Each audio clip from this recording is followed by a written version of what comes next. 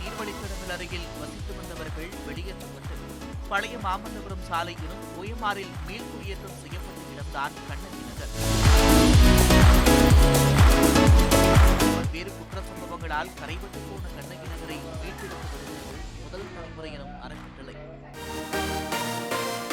முன்னாள் தலைமைச் செயலாளர் இறையன்பு வழிகாட்டுதலின் பேரில் கடந்த 2016ஆம் ஆண்டில் மாரிச்சாமி என்பவர் தொடங்கியதுதான் முதல் தலைமுறை டிரஸ்ட்.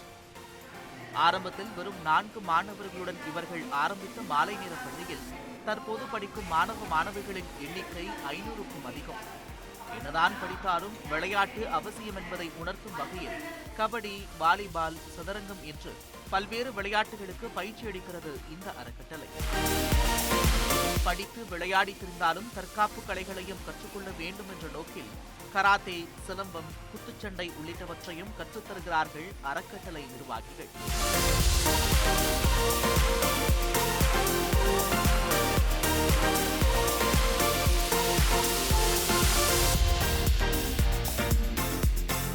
மறுபுறம் பறை இசை, பரதம், நாடகம் உள்ளிட்ட பயிற்சிகளும் களைகட்டி வருவதை காண முடிகிறது.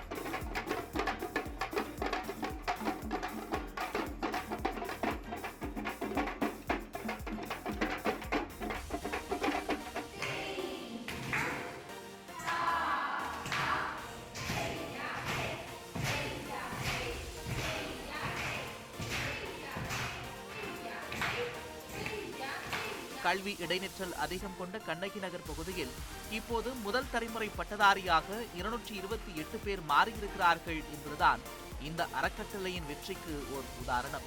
பெண்கள் விரும்பிய ஆரி எம்ப்ராய்டிங்கு, பியூட்டிஷியன் கோர்ஸு, அப்புறம் நம்ம டிரைவிங், இது பார்ட் டைமாகவும் செய்யலாம், ஃபுல் டைமாகவும் செய்யலாம் அப்படின்னாங்க.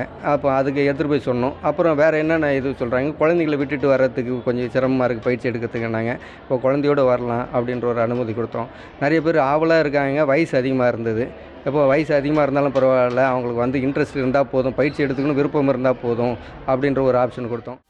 இந்த அறக்கட்டளையால் படிப்புடன் வேலையும் கிடைத்திருப்பதாக பெருமிதத்துடன் கூறுகிறார்கள் மாணவ மாணவிகள்.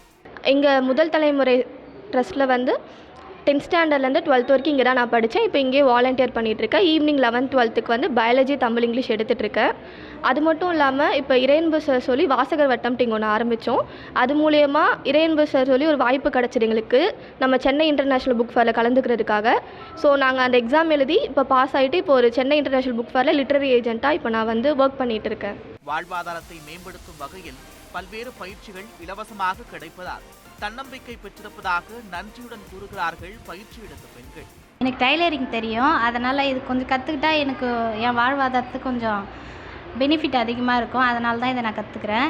வெளியிலலாம் போய் கற்றுக்கிட்டா இதுக்கு நிறைய காசு ஆகும். சரி, இங்கே ஃப்ரீயாகவே நல்லா கவர்மெண்ட் மூலயமா சொல்லி தரதுனால இதை கற்றுக்கிட்டா நமக்கு கொஞ்சம் ஈஸியாக இருக்கும் அப்படின்றதுனால இதை நான் கற்றுக்கிறதுக்கு வந்திருக்கேன். ரொம்ப சந்தோஷமாக இருக்குது. இந்த வாய்ப்புலாம் யாருக்குமே அதுக்கு முன்னாடி அந்த காலத்தில் யாருக்குமே கிடைக்காது. இப்போ ஒரு பெண்கள் நம்ம தனியாக நின்று சாதிக்கலான்ட்டு ஒரு நம்பிக்கை வருது, நம்ம துணிச்சல் வருது.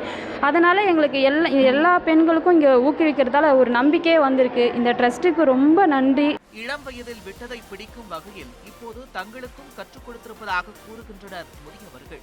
நான் படிக்கல, தம்பி தங்கச்சியை பார்த்துக்கிறதுக்கோசரம் என்னை நிப்பாட்டிட்டாங்க.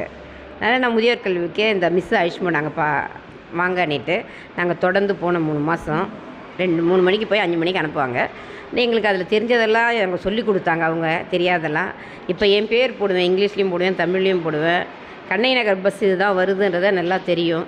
எழுத படிக்க கற்றுக்கிட்டேன். இப்போ எண்ணற்ற பயிற்சிகளை இலவசமாக கொடுக்க இறையன்பு உள்ளிட்ட பலர் உதவி செய்திருப்பதாக கூறுகிறார் அறக்கட்டளை நிறுவனர் மாரிச்சாமி.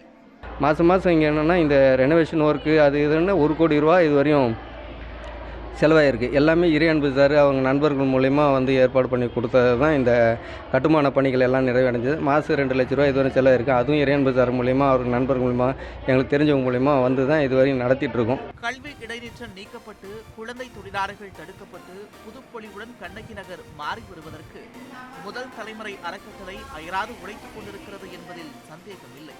நியூஸ் 18 தமிழ்நாடு செய்திகளுக்காக செய்தியாளர் வினோத் கண்ணனுடன் பெரிய பத்மநாபன்.